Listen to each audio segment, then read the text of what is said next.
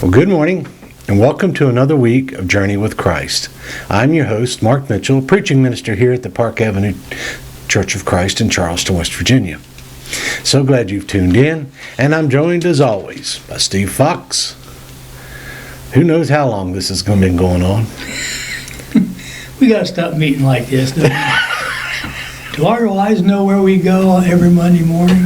Yeah, Kelly just took on a new job, and she put down Susie as a reference, and Caroline told her, said, yeah, what you need to do is tell them how you know Susie is that your all's husbands are on TV.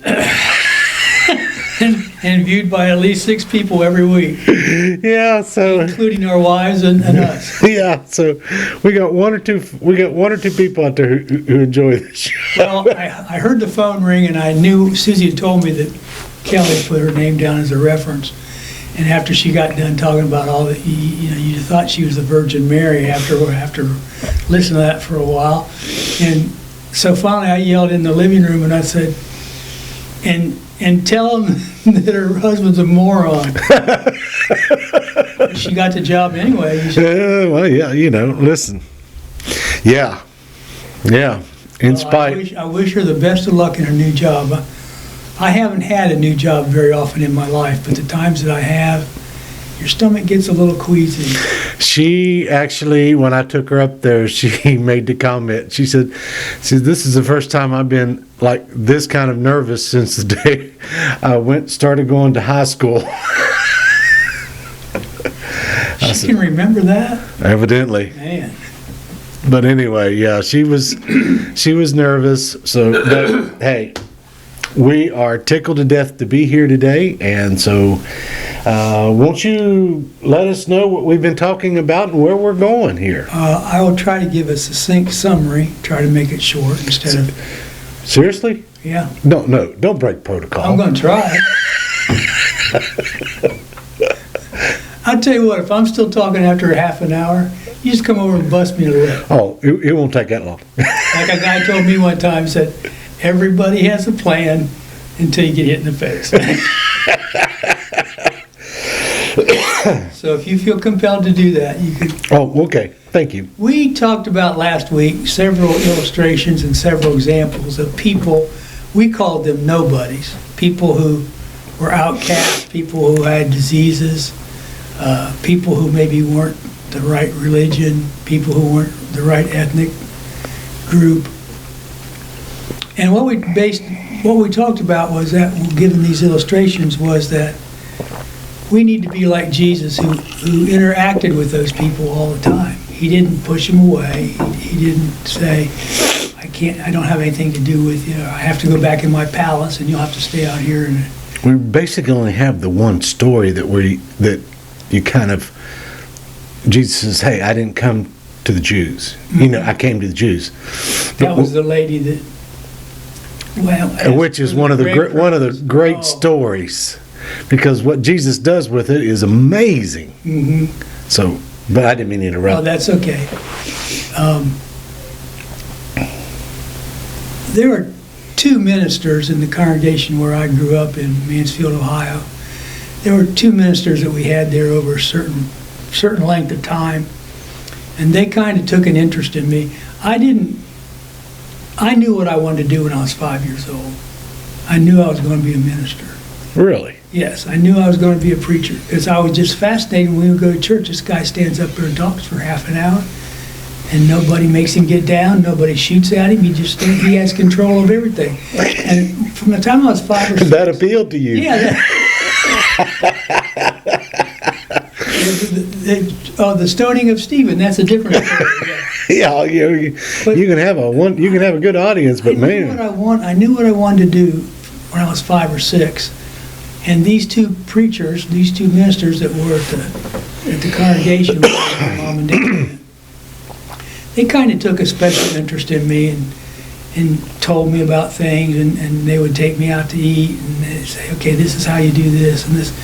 And one of the things that I remember, and I don't even remember which one told me this, but one of them said the little things are really, really important. If you're going to be a minister, you have to make sure that you're taking care of the little things. And as an example, he said, when you go into a hospital room, do not stand there and talk with your coat on.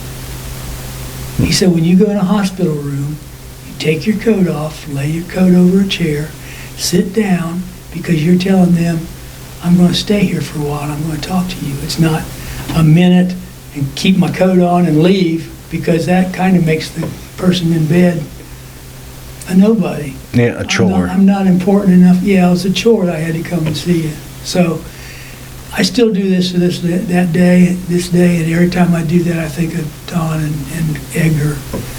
But there are nobodies scattered throughout the Gospels that Jesus dealt with, that he had some kind of interaction.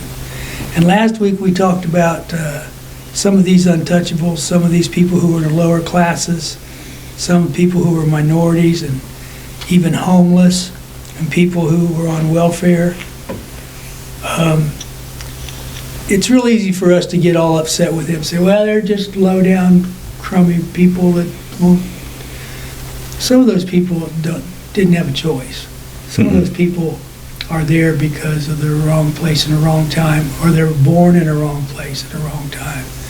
Some of those people legitimately need help, and Jesus offered that. Yeah, and I mean, last week we talked about Bartimaeus, and we talked about the woman with the issue of blood, which both of them were they were outcast in a very exclusive thinking society.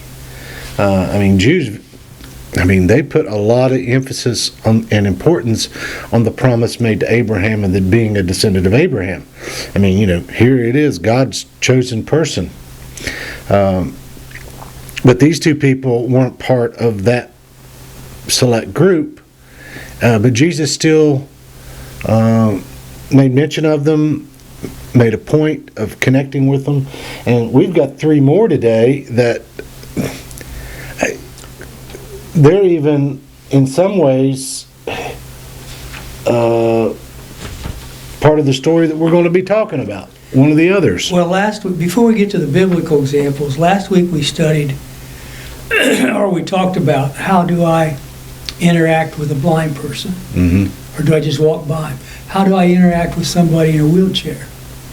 If you were walking down the highway, if you're walking down the hallway and some guy was coming the other way, most of us would acknowledge him. Most of us would say, hey, how you doing? Yeah.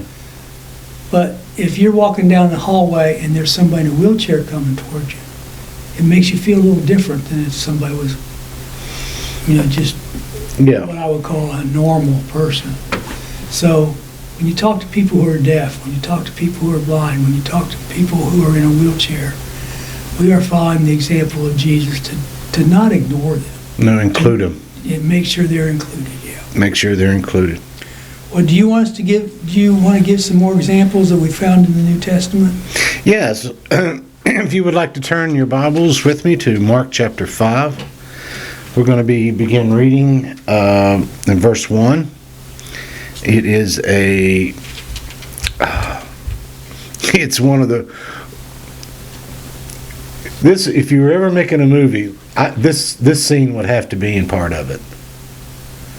Oh, you mean a movie of Jesus? This demons? Scene, this whole scenario would have to be in it. I don't know where you would find a herd of pigs this big, but I know they're out there. Beginning in verse 1. They went across the lake to the region of Gergesenes. When Jesus got out of the boat, a man with the impure spirit came from the tombs to meet him. This man lived in the tombs, and no one could bind him anymore, not even with a chain. For he had been chained hand and foot, but he tore the chains apart and broke the irons on his feet. No one was strong enough to subdue him. Night and day among the tombs and in the hills he would cry out and cut himself with stones. When he saw Jesus from a distance, he ran and fell on his knees in front of him. He shouted at the top of his voice, "What do you want with me, Jesus, Son of the Most High God? In God's name, don't torture me." for Jesus had said to him, "Come out of this man, you impure spirit." Then Jesus asked him, "What is your name?" "My name is Legion," he replied, "for we are many." And he begged Jesus again and again not to send him out of the area. A large herd of pigs was feeding on the nearby hillside. The demons begged Jesus, "Send us among the pigs, allow us to go into them." He gave them permission, and the impure spirits came out, and he went into the pigs. The herd, about 2,000 in number, rushed down the steep bank into the lake and were drowned. Those tending the pigs ran off and reported this in the town and the countryside, and the people went out to see what had happened. When they came to Jesus, they saw the man who had been possessed by the legion of demons sitting there, dressed and in his right mind, and they were afraid. Those who had seen it told the people what had happened to the demon-possessed man and told about pigs as well. Then the people began to plead with Jesus to leave their region. Quote Blazing Saddles, "Son, you're on your own." Again, to me, this is one of the most unique stories in all of the Bible. And we have a man who's possessed, and he's just not possessed by one. I mean, that's bad enough. No, this one's got a legion, which in their understanding was many, and I can't imagine someone strong enough to tear chains. You know, I take chains every now and then, pull people out of ditches, pull vehicles, I've never broke a chain. You usually don't do it by yourself, do you? No, I use a vehicle. Yeah, you use another vehicle. I use a vehicle that can pull up to a couple tons, and I've never broke a chain. Never. And now, maybe we make chains a little bit better than they did back then, but making steel is still making steel. Yeah. So this was some powerful demons. It's very obvious when you read this story why the people didn't want to have anything to do with him. He would have definitely been one of those guys, Steve, that I would have seen him. I'd have been, okay, I'm going around the mountain. Mm-hmm. I'm not even going to pick a path away from him. Yeah. I'm not going to get near Maybe him. we can just float across the lake. Maybe he doesn't know how to swim. But you would have stayed away, as far away from him as you could. I'm sure there were people that were kind of interested and walked up, got a little closer, but you didn't deal with him because of the situation with the cave and the chains, and this is not a matter of there's something wrong with him. There is really something wrong with somebody who's demon possessed. And there are times in our lives that we don't always understand what someone's capable of in the moment, which gives us the uneasiness feelings that we do when we come across people. I remember one time walking city of Charleston as a young man, and going past I was with Mom, and we were on one corner and he was on the other corner, and he was having an absolute argument with himself, and I couldn't figure out who was winning. And he couldn't either. He couldn't either. I was uneasy about that. I'd never seen anything like that before. I mean, I just wasn't, I had no experience with that. So I'm sure Legion would have been one of those guys. If I'd have seen him, I might have given him all the room he wanted. Mm-hmm. Well, this gentleman may not even be around anymore. I haven't seen him in years. But when Susie and I first moved in town, there was a guy that walked around on the east side and on the west side. He'd see him walking up towards the airport every once in a while, and he always had chains on him. That he had put on himself. And he just did that as one of his workouts, to wear the chains while he walked. And so you thought, well, there goes Legion every time. Well, every time I saw him, I thought what you said a little while ago. I don't think we can get too much distance between us. But this man here sees Jesus, and of course, the spirits immediately recognize how that happens. What, I've often wondered to myself,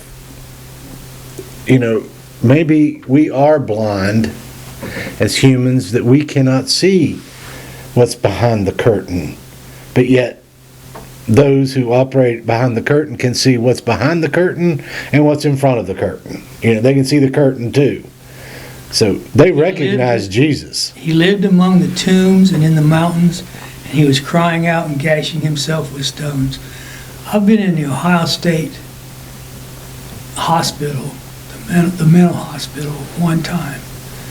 I've been in the state hospital in Spencer in West Virginia before they moved it to another station. I have never been so glad to get out of a place in all my life. I've been in prisons to visit people where I felt more comfortable than... Oh. I mean, there's no way to describe it unless you see it, and there's no way for people, obviously, to cure it, or somebody would have done something to cure those people. It just makes you feel so uncomfortable. And I'm not saying if I see this guy in chains again, I'm supposed to go up and shake his hand and say, hey, you want to go get a cup of coffee? But we can't ignore them totally. No, we can't ignore them. But in this instant, what we have here is a story of someone who, though he had created an environment for himself where he was completely a recluse. I mean, you live where dead people live, you can pretty much guarantee you're not going to get that much company. And when I read this, I see him not wanting to stay in that situation. He probably wants to get out of that situation just as much as anybody in the neighborhood. Well, the problem is, for Legion, he's not controlling his situation. That's right.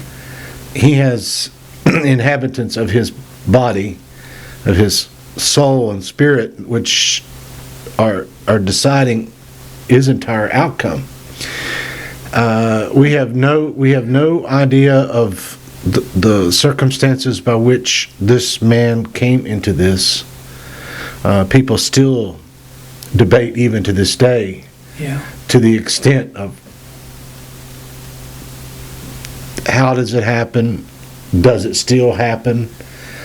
Well, I've been in situations where I can pretty much tell you it still happens. It was scary, and I felt very uncomfortable in there.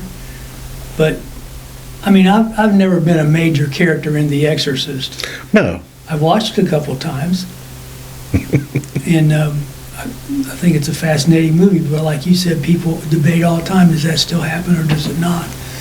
When I've talked to people who said they're part of an exorcism, well, I don't say, well, you didn't, that's not what happened. You didn't do that. There's no way you did that. But you find situations every once in a while that's kind of right on the borderline, and I'm sure this guy wanted to get out of that situation. Yeah. And Jesus helped him. In fact, of course, he's not even the one talking to Jesus. I mean, it's the spirits, the ones who are about to be thrown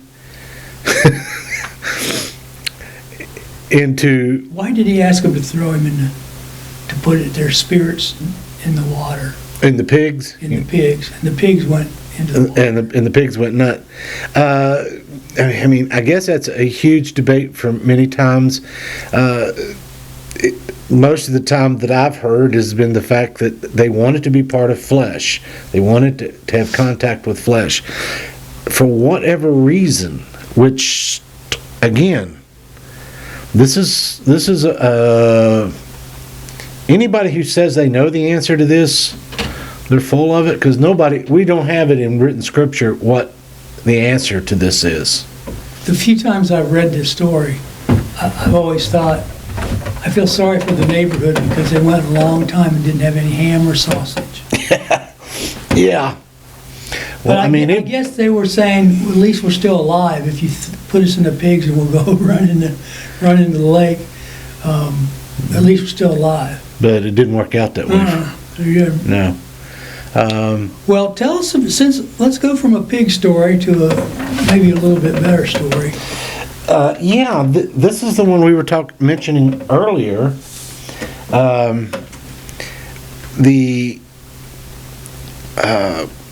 We don't have to read it, but it's in Matthew 15 if our audience wants to read it. Okay, yeah. Well, there's a couple spots that I do want to read, and let me get to it here. Matthew 15. Or Mark 14, I'm sorry. Isn't it? No, it's Matthew. It's Matthew 15.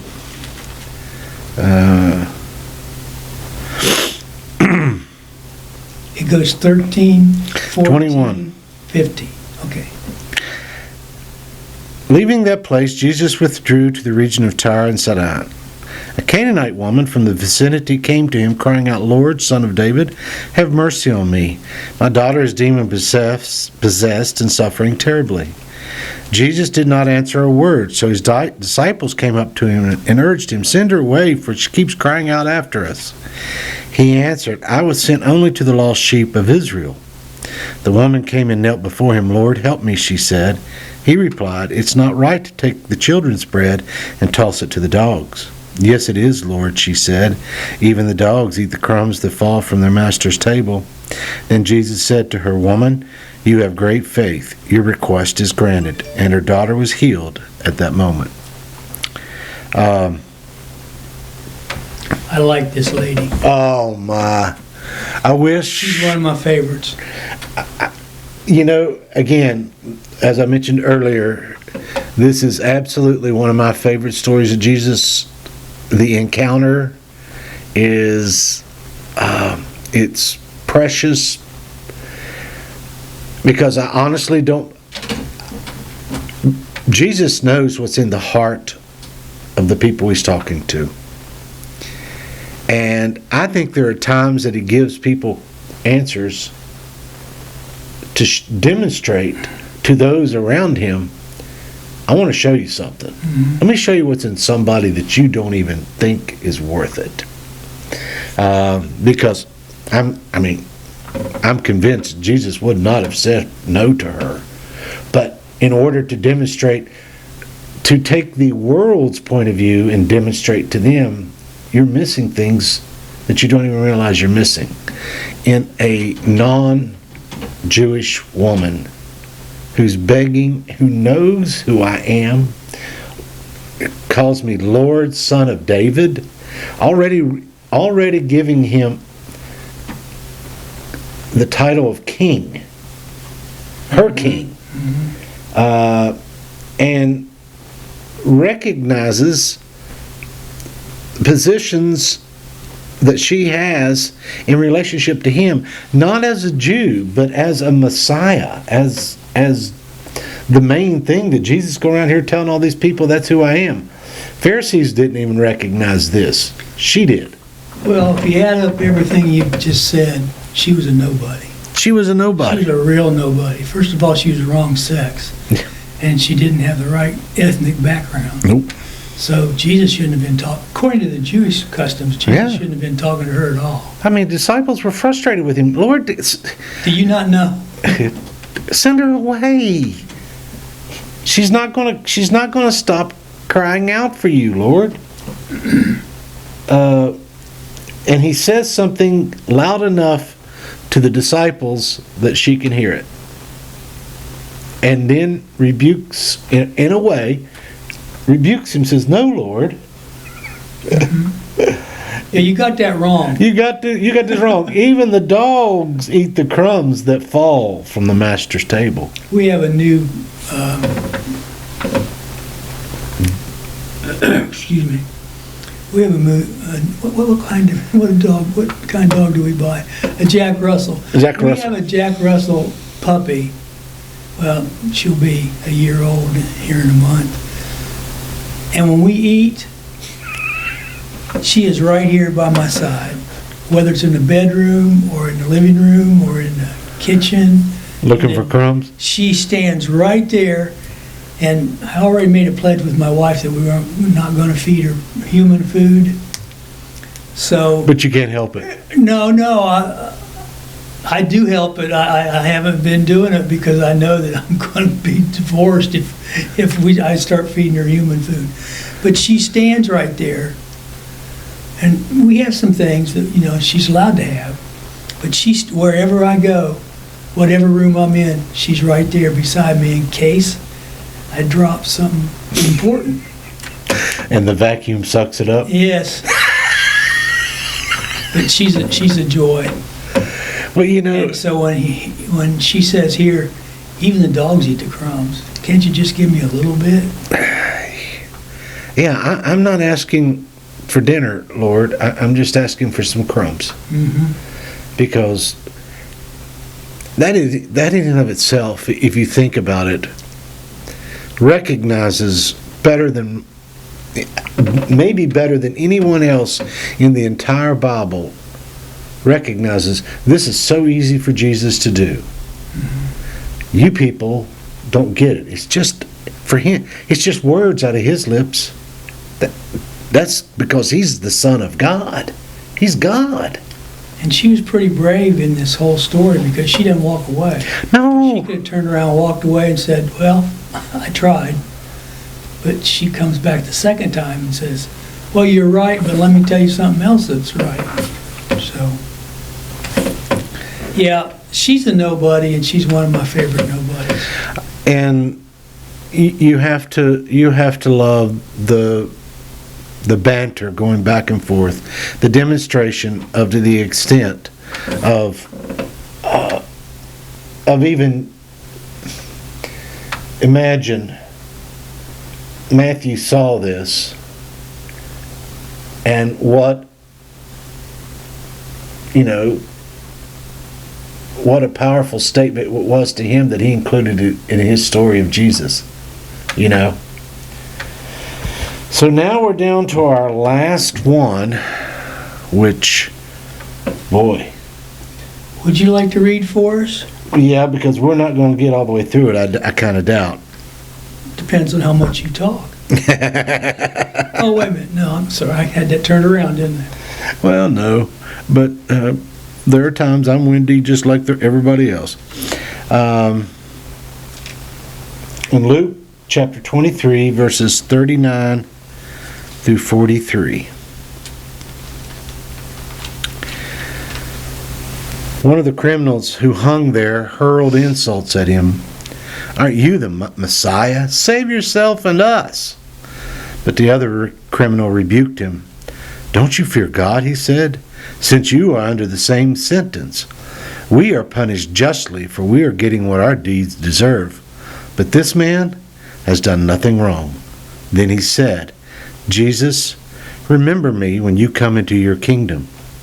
And Jesus answered, truly I tell you today, you will be with me in paradise.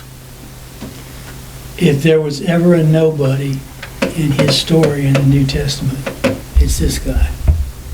You're maybe 1 or 2 hours from dying.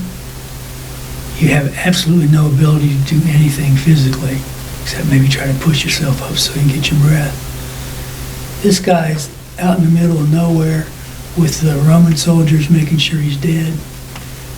He's a nobody with a capital N. Yes.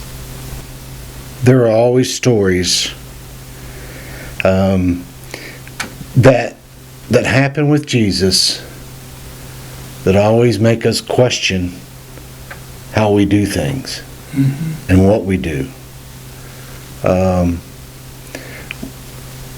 As a society, we're always quick to say most people get what they deserve.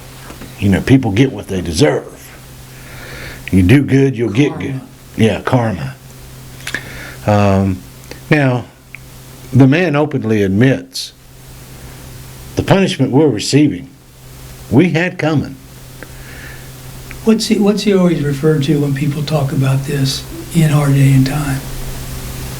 I'm not sure. The thief on the cross. Mm-hmm. So he's not a good guy. Yeah. He's a thief. And to me, the most amazing thing is they let Barabbas go away, which he was a murderer and a thief, but they let him go. much to the delight of, well, much to the chagrin of even the Pharisees, who's they'd rather crucify Jesus than Barabbas. That's how bad they wanted him. That's how bad they wanted him.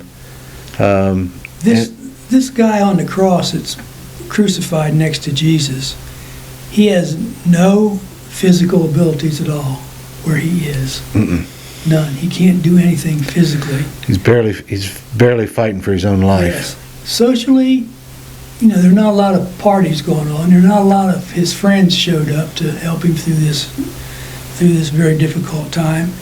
Emotionally, I can't even imagine what a man feels like when they put him on a cross and put nails in his hands and maybe his feet, however they did it. Emotionally, he couldn't do anything, and morally, he couldn't do anything. He's already said, I'm here because of what I deserve. I'm here because I did something that I shouldn't have done, and now I'm paying for it. And he even says to the guy on the other side, what are you talking to him like that for? He didn't do anything. He's here because somebody else made a mistake. Somebody else made a moral mistake. So he's a nobody. Might be the biggest nobody in the New Testament. Might be, because his declaration, which is multifaceted, one of his declarations is the moral code that he's recognizing. I'm getting what I deserve, you didn't. But more than that, the deity by which he recognizes in Jesus, because evidently he'd heard the story about the kingdom. And he was smart enough to know that he was about to die. It wasn't an earthly kingdom. You mean it was going to be a different kind of kingdom? I like the way you read this, because if you notice what Jesus says to the thief on the cross, it depends on where you put the comma. Yes. He said, remember when you come in your kingdom. And he said, truly I say to you, comma, today you shall be with me in paradise. Or you can read it, truly I say to you today, you shall be with me in paradise. Yeah. Is Jesus saying it's going to happen today? Or is he saying, I'm going to tell you something right now, I'm going to tell you something today that in your future will exist? I don't think it makes a whole lot of difference. There's no use us fighting. We've got bigger things about that, bigger than that to fight over. Yeah, I mean, whether the comma's before today or after today, the point is this.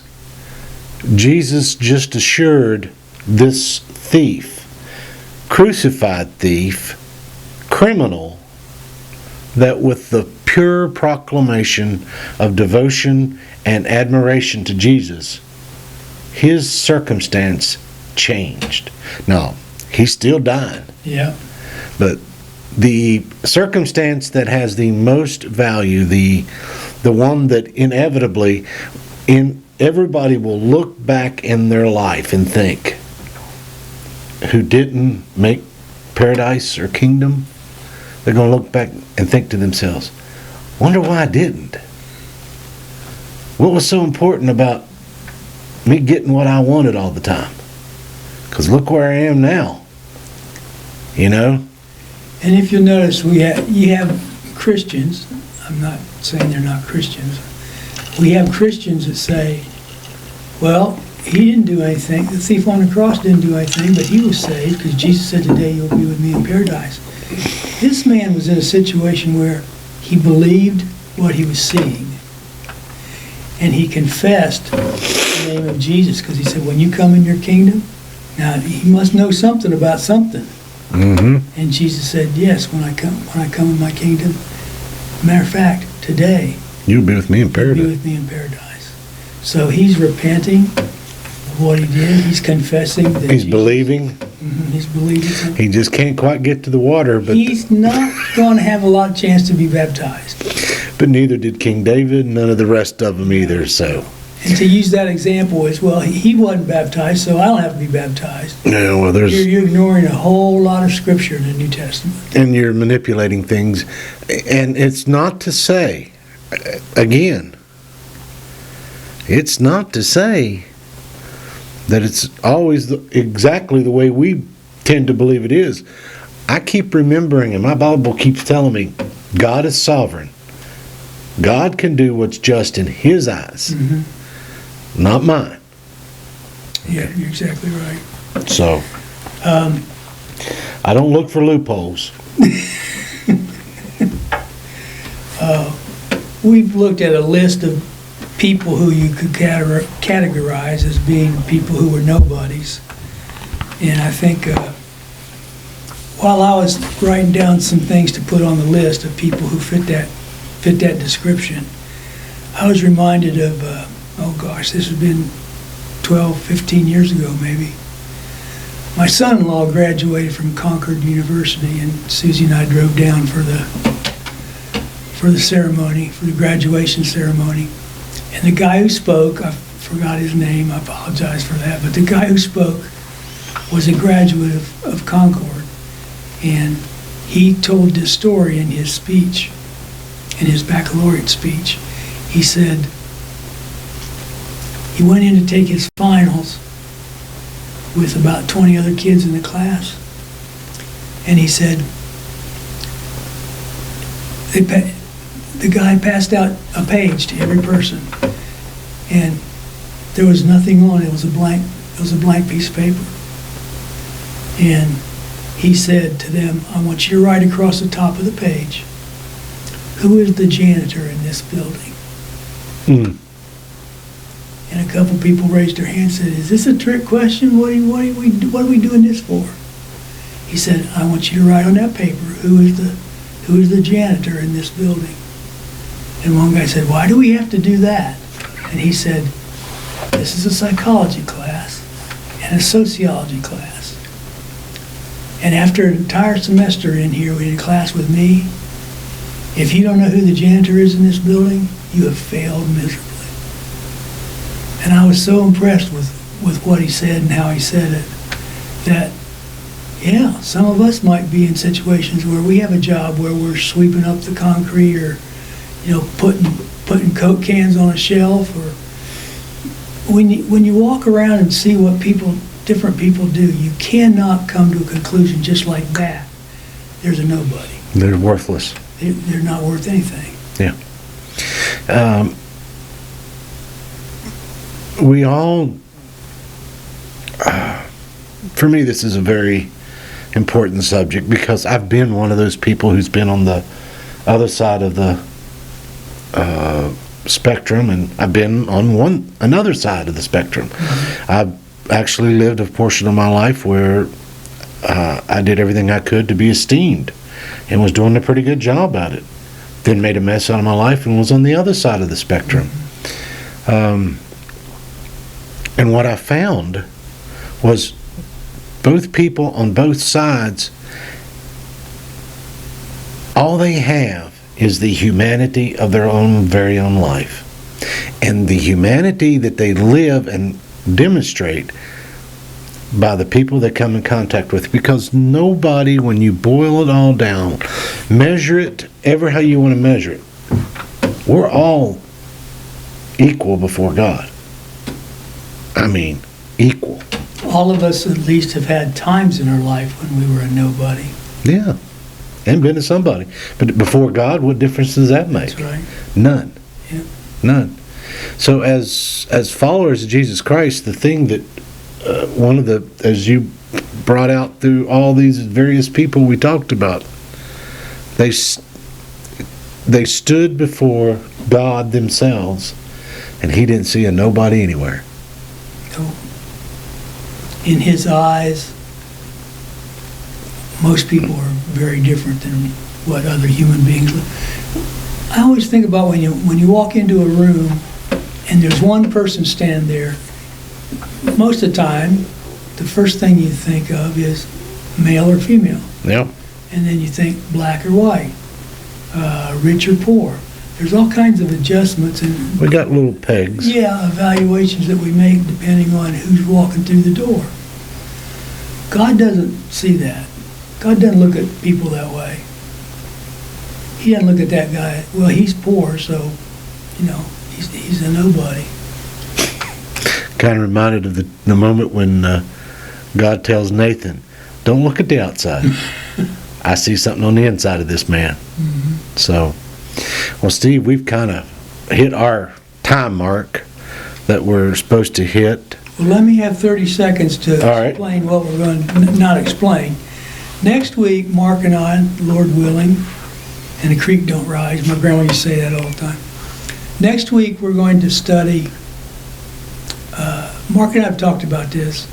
We live in a world of anger. We live in a world where a lot of people are angry, and justifiably so. And I've even been around people since this started in Ukraine who say, well, you're not supposed to feel that way. All those people.